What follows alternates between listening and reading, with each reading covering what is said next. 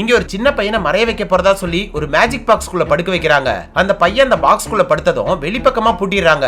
அதுக்கப்புறம் அந்த பாக்ஸுக்கு மேல இருந்து ஒரு கத்தியை உள்ள சொருகுறாங்க. பார்த்தா கீழே ஒரே ரத்தமா வருது. அதை பார்த்த ஆடியன்ஸ் எல்லாருமே பயந்து போயிடுறாங்க. உடனே அந்த பையனோட அப்பா பதறி அடிச்சிட்டு மேல வந்து அந்த பாக்ஸ்குள்ள இருக்கிற பையன் கிட்ட பேசி பாக்குறாரு. ஆனா உள்ள இருந்து ஒரு சத்தமே வரல. சோ ஏதோ ஆயிடுச்சுன்னு பயந்து போய் பாக்ஸ் திறக்க சொல்லி கத்திட்டு இருக்காரு.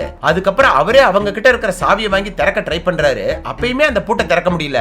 இவர் போலீஸா இருக்கவும் வேற வழி இல்லாம துப்பாக்கியில சுட்டு அந்த பூட்டை திறந்துறாரு.